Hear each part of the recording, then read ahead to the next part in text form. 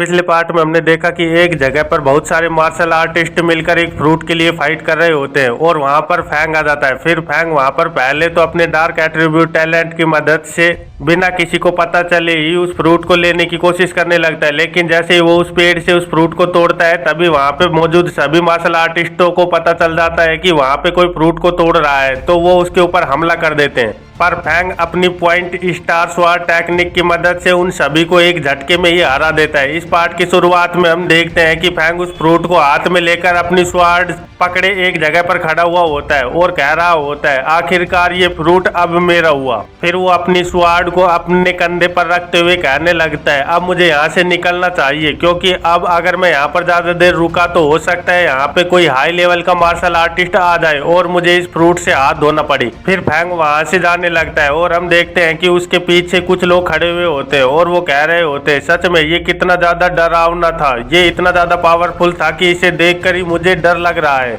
पता नहीं इसने पहले कितने लोगों को मारा होगा। तो उस आदमी के पीछे खड़ा हुआ दूसरा आदमी कहने लगता है, जो कि उसका बॉडीगार्ड लग रहा होता है, वो कहने लगता है, यंग मास्टर मुझे नहीं लगता कि हमें इसका पीछा करना चाहिए, इसीलिए मैं तो ये कहता हूँ कि हमें प्रेसिडेंट से मिलने के लिए अभी वापस जाना चाहिए और उस सेबर टूथ टाइगर के बारे में कुछ सोचना चाहिए, क्योंकि उन्हें वो सेबर टूथ टाइगर मिल ही गया है। ये सुनकर यंग मास्टर कहने लगता है, हाँ तुम ठीक कह रहे हो, हमें तुरंत ही वहां पर निकलना चाहिए, चलो हम जल्दी से चलते हैं, लेकिन पहले मेरी हेल्प करो क्योंकि मुझे मेरी पैर महसूस नहीं हो रहे हैं। फिर हमें फैंग का सीन दिखाया जाता है, जो कि उस फ्रूट को अपने बैग में स्टोर कर रहा होता है। तभी मिस मिरर आकर उसे कहने लगती है, फैंग यून तुम्हें जल्दी से एक सेफ जगह को ढूंढकर इस फ्रूट को खा लेना चाहिए, नहीं तो हो सकता है कि तुम्हें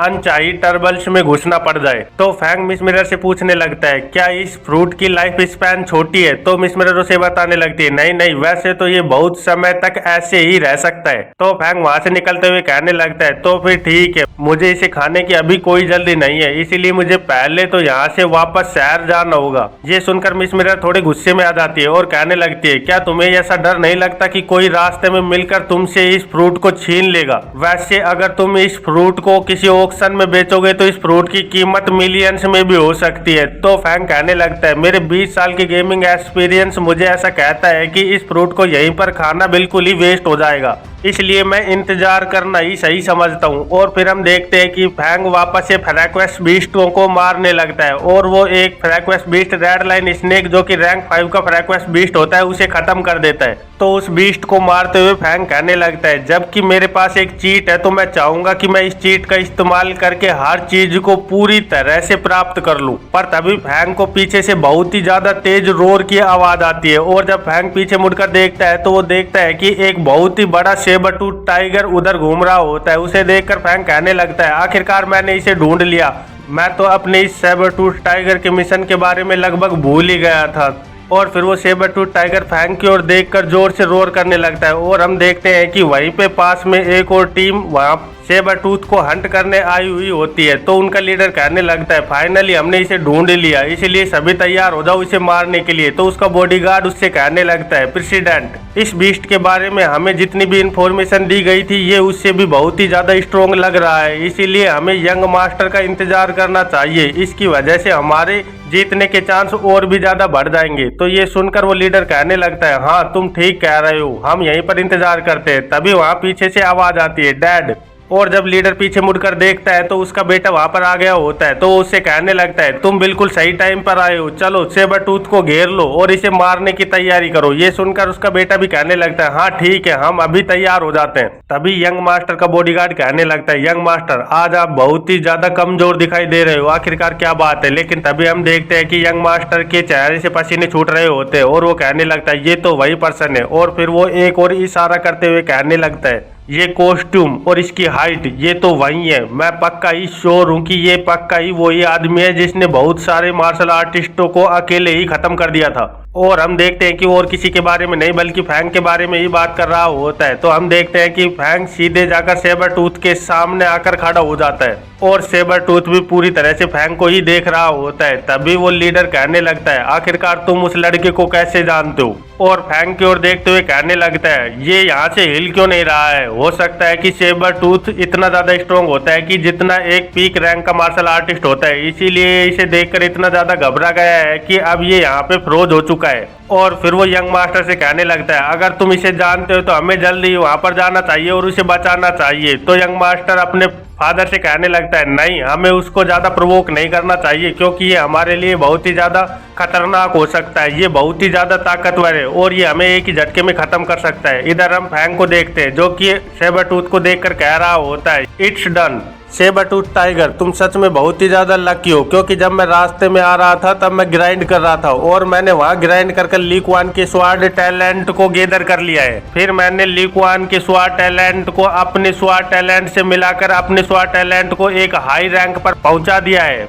और इस हाई रैंक की स्वाड का पहला मजा चखने के लिए तुम मेरे सामने आ चुके हो, इसीलिए मैं तुम्हें ये ऑनर देना चाहता हूँ। और फैंग अपनी स्वाड पर फ्यूज हाई रैंक स्वाड टैलेंट को एक्टिव कर देता है जिसकी वजह से उसकी स्वाड के अंदर से ठंडर निकलने लगती है और उसे देखकर लीडर भी कहने लगता है सच में मैंने इतना ज्यादा स्ट्रॉन्ग स्वाड विल आज तक नहीं देखी है, आखिरकार ये लड़का है कौन। और इधर हम देखते हैं कि फैंग अपनी स्वाड टैलेंट की मदद से एक खतरनाक अटैक सेबर टूथ के ऊपर कर देता है और इस अटैक की वजह से वहां से इतनी ज्यादा क्यूआई एनर्जी बाहर निकलती है कि वो वहां पर खड़े हुए सारे लोगों को महसूस हो रही होती है और वो इतनी ज्यादा क्यूआई एनर्जी को देखकर बहुत ही ज्यादा शॉक हो गए होते हैं। और फिर हम देखते हैं कि फैंग के इस अटैक की वजह से सेबर टूथ के चेहरे से खून निकलने लगता है और वो एक ही झटके में खत्म हो जाता है। ये देखकर यंग मास्टर अपने फादर से कहने लगता है डैड चलो हमें यहाँ से भाग निकलना चाहिए क्योंकि ये लड़का बहुत ही ज्यादा ताकतवर है और इसने अब तो रैंक 6 फेराक्वेस बीस्ट को सिर्फ अपनी स्वाड विल से ही खत्म कर दिया है। ये सुनकर लीडर उससे कहने लगता है तुम सच में बहुत ही ज्यादा डम बच्चे हो,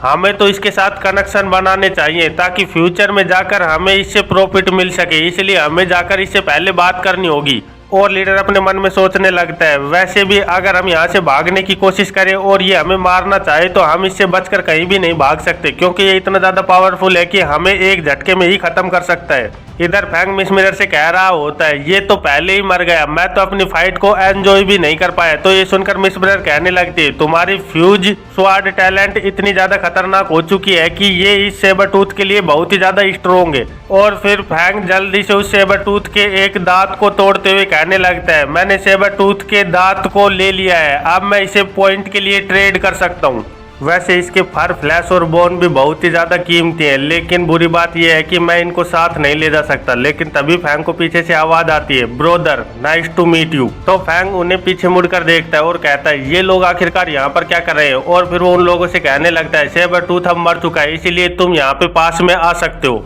फिर लीडर फैंग से कहने लगता है मैं गोड स्वाड कंपनी का प्रेसिडेंट हुआ हूँ, क्या मैं आपका नाम जान सकता हूं। तो ये सुनकर फैंग भी कहने लगता है गोड स्वाड कंपनी, ये तो वो कंपनी है जो कि बहुत ही ज्यादा अच्छे इक्विपमेंट बेचती है। मैं फैंग यून हूँ जो कि स्टार साइन अकेडमी का एक स्टूडेंट है। तो ये सुनकर लीडर कहने लगता है जैसा कि मैंने स्टार साइन अकेडमी के स्टूडेंट से एक्सेप्ट किया था, तुम सच में बहुत ही ज्यादा ताकतवर हो, इसीलिए अगर तुम्हें फ्यूचर में किसी भी चीज की जरूरत हो तो तुम सीधे आकर मुझसे बात कर सकते हो और हमारी कंपनी में आकर डायरेक्ट ही मुझसे मिल सकते हो। हम तुम्हें कोई भी इक्विपमेंट उसके ओरिजिनल प्राइस पर ही दे देंगे। तो ये सुनकर फैंग लीडर से कहने लगता है वैसे मैं ज्यादा इक्विपमेंट्स का यूज नहीं करता, लेकिन अगर तुम्हें क्राफ्टिंग के लिए कुछ मटेरियल्स की जरूरत है तो मैं तुम्हें वो बेच सकता हूँ क्योंकि मैंने अभी सेबर टूथ टाइगर को मारकर इनके मटेरियल्स को गैदर किया है, अगर तुम्हें जरूरत हो तो तुम इसे ले सकते हो। ये सुनकर हम देखते हैं कि लीडर के चेहरे से पसीने निकलने लगते हैं और वो कहने लगता है ओह हाँ क्यों नहीं।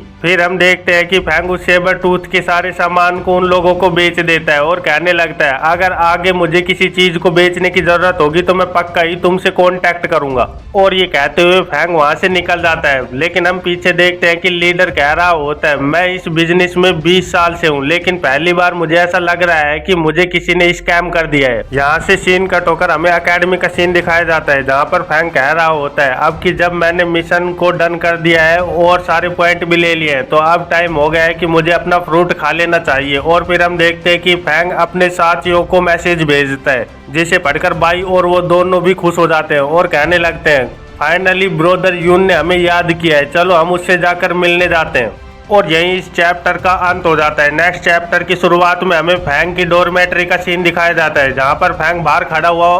होता है और वो तीनों फैंग की ओर आ रहे होते हैं और कह रहे होते हैं ब्रोदर यून आखिरकार आपने हमें ढूंढ ही लिया। तो फैंग मुस्कुराते हुए उनसे कहने लगता है, रिसेंटली मैं नाइट स्नो फॉरेस्ट के अंदर गया था और मैं वहां से तुम्हारे लिए कुछ गिफ्ट लेकर आया हूँ। फिर फैंग एक बॉक्स को लेते हुए बाई की ओर दिखाते हुए कहने लगता है, बाई तियानचैन ये तुम्हारे लिए है। तो ये सुनकर बाई भी कहने लगता है, ब्रदर यून तुम सच में बहुत ही ज्यादा अच्छे हो। और बाई उस गिफ्ट को ले लेता है और जैसे ही बाई उस गिफ्ट को अपने हाथ में पकड़ता है तभी फैंग कहने लगता है, रुको रुको 1 मिनट रुको, मैंने तुम्हें शायद ये गलत गिफ्ट दे दिया है, ये तो यांग त्यान के लिए था, ये मुझे वापस दे दो। और फिर फैंग उस गिफ्ट को यांग तायन की ओर देते हुए कहने लगता है, तुम इसे ले सकते हो लेकिन इसे खोना मत, सच में ये बहुत ही ज्यादा कीमती है। तो यांग तायन भी उस गिफ्ट को लेते हुए कहने लगता है, थैंक यू ब्रदर यू। लेकिन तभी फैंग वापस से कहने लगता है, रुको रुको मैंने शायद वापस से मिस्टेक कर दी, ये तुम्हारे लिए नहीं बल्कि यूनएक्सयू के लिए था। फिर फैंग यांग तायन से उस गिफ्ट को लेकर यूनएक्सयू को देने लगता है। तो यूनएक्सयू उस गिफ्ट को लेते हुए कहने लगती है, मुझे इस गिफ्ट को लेने से मना कर देना चाहिए क्योंकि ये इस गिफ्ट को वापस से मुझसे ले लेगा।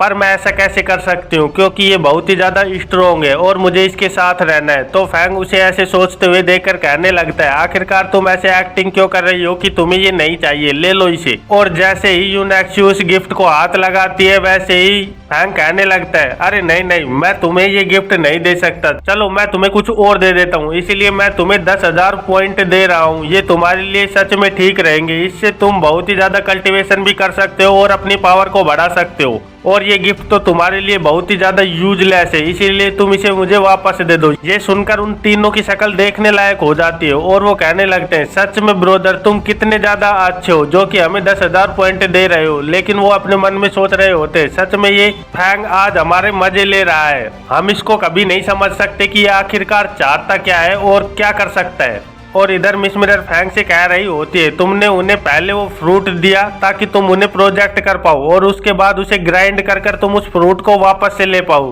तो इस तरह से तुम सामान को कॉपी करना चाहते हो। ये सुनकर फैंग खुश होते हुए कहने लगता है, ये मस्त तरीका है, इसकी वजह से मैं इस फ्रूट को आसानी से 4 में कन्वर्ट कर सकता हूँ। सच में ये कितना ज्यादा बुरा है कि हम 1% से सिर्फ एक बार ही ड्रॉप ले सकते हैं, अगर हम ऐसे ही 1000 बार ड्रॉप ले पाते तो ये फ्रूट कितने हजारों में बदल जाता। पर कोई फर्क नहीं पड़ता क्योंकि मेरे पास ऐसे बहुत ही ज्यादा तरीके हैं कि मैं इस फ्रूट को और भी हजारों बार ले सकता हूँ, इसीलिए अब मुझे इस बात से कोई फर्क नहीं पड़ता कि मेरे पास क्या ट्रेजर आता है, मैं इसे आराम से डबल ट्रिपल कर सकता हूँ। और फिर फैंग अपनी डोरमेट्री में जाकर अपने बेड के ऊपर बैठकर उस फ्रूट को लेकर खाने लगता है और कहने लगता है, मैं पहले वाले 2 को खा लूंगा और 1 को सेफ रखूंगा ताकि मैं उसे कॉपी कर पाऊं और जो लास्ट बचेगा उसे मैं मनी के लिए बेच दूंगा। और जैसे ही फैंग उस फ्रूट की 1 बाइट खाता है तो वो कहने लगता है, ये सच में बहुत ही ज्यादा खट्टा है, क्या ये थोड़ा सा मीठा नहीं हो सकता था। पर तभी फैंग के अंदर से कुछ बदलाव होने लगते हैं तो फैंग चिल्लाते हुए कहने लगता है, ये तो मुझे क्या हो रहा है। और वो बहुत तेज चिल्लाते हुए कहने लगता है, सच में इससे तो मुझे बहुत ही ज्यादा दर्द हो रहा है,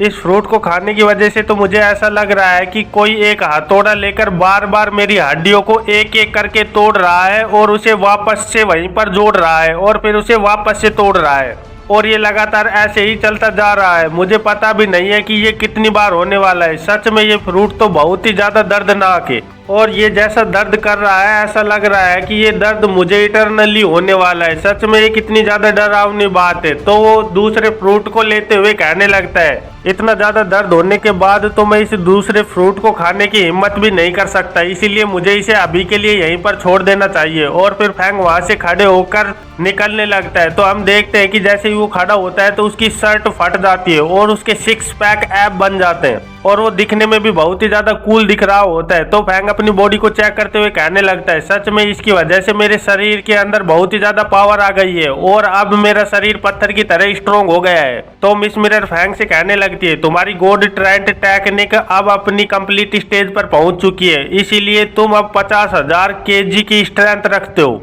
ये सुनकर फैंग खुश होते हुए कहने लगता है, अगर मैं अपने आप को लो की नहीं रखना होता तो मैं पक्का ही अपनी इस ताकत की वजह से बहुत सारे रिकॉर्ड्स को तोड़कर बहुत ही ज्यादा पॉइंट कमा सकता था। तो मिस मिरर उससे कहने लगती है, तुम जल्दी से अपने कपड़े पहन लो, कब तक यहाँ पर ऐसे ही नंगे पुंगे खड़े रहोगे। फिर हमें दूसरे दिन का सीन दिखाया जाता है जहाँ पर फैंग एक और जा रहा होता है और कह रहा होता है, एक रात की स्लीप के बाद मुझे सच में बहुत ही ज्यादा औसम फील हो रहा है, इसीलिए अब मुझे सेंट टावर जाकर कल्टीवेट करना चाहिए। चाहिए। किसे पता कि मैं वहाँ कल्टीवेट कर कर आज ही हाई रैंक का मार्शल आर्टिस्ट बन जाऊं। लेकिन तभी उसे पीछे से आवाज आती है फैंग यून, और वो देखता है कि सुन एक्सू उसकी ओर भाग कर आ रही होती है और उसे देखकर फैंग कहने लगता है ये तो एक मार्शल आर्टिस्ट है, फिर ये इतनी सी दौड़ कर ही इसका चेहरा इतना ज्यादा लाल कैसे हो सकता है। सुन एक्सू फैंग के पास आकर कहने लगती है फैंग, एनुअल रैंकिंग कॉन्फ्रेंस अब बस स्टार्ट होने ही वाली है, इसीलिए तुम्हें जल्दी से जाकर उसे ज्वाइन करना चाहिए। ये सुनकर फैंग कहने लगता है वैसे तो मैंने इसके बारे में पहले सुना था, लेकिन मैं बहुत ही ज्यादा बिजी हूँ क्योंकि मुझे नहीं लगता कि रैंकिंग लिस्ट में अपने नाम लाने की वजह से मुझे कुछ बेनिफिट मिलने वाला है। तो सुन कहने लगती है अगर तुम अपना नाम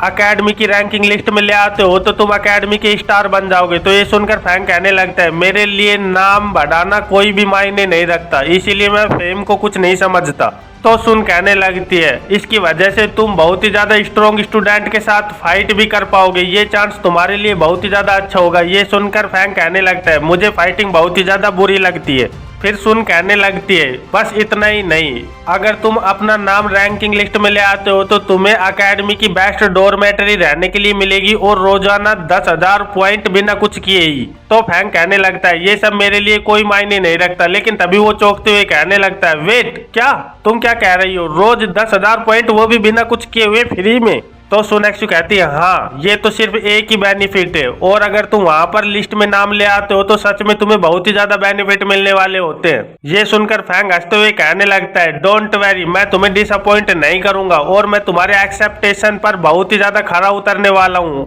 अब मैं जल्दी ही रैंकिंग लिस्ट के अंदर आने वाला हूँ। तो सोनेक्सू कहने लगती है लेकिन वहां पर जीतना बहुत ही ज्यादा कठिन हो सकता है, जब टाइम आएगा तो तुम्हें इस बारे में पता चल जाएगा कि वहां पर बहुत ही ज्यादा स्ट्रॉन्ग स्टूडेंट ट्रेनिंग कर कर वापस आ चुके हैं, और जो लोग मिशन और कल्टीवेशन के लिए बाहर गए थे अब वो भी वापस आ चुके हैं, इसीलिए तुम्हारे लिए बहुत ही ज्यादा कठिन काम होने वाला है। जैसे कि लोन यून क्यू, क्योंकि उसने किंग कोंग इमोर्टल टेक्निक को ट्राइन स्टेज तक पहुंचा दिया है, जिसकी वजह से उसकी बॉडी इतनी ज्यादा स्ट्रॉन्ग हो गई है कि उससे टकराकर पत्थर भी चूर चूर हो जाता है। और चैन शी फैमिली का चैन चुआन शेंग वो अपनी स्वाड टेक्निक की मदद से बहुत ही ज्यादा खतरनाक हो चुका है और उसके पास डुअल स्टार स्वाड टैलेंट है, और जो कि पावर रैंकिंग नंबर 3 पर आता है विंड यंग मास्टर सीनियर लू। वो सच में बहुत ही ज्यादा पावरफुल है और वो बहुत ही टाइम से कल्टीवेट कर रहा है। वो अपने कल्टीवेशन की मदद से इतना ज्यादा पावरफुल हो चुका है कि अब विंड तत्व उसकी पूरी तरह से कंट्रोल में आ गया है, और वो अपनी स्वाड की मदद से इतना फास्ट विंड अटैक कर सकता है कि उसकी मदद से वो पूरे वाटरफॉल को 2 टुकड़ों में काट सकता है,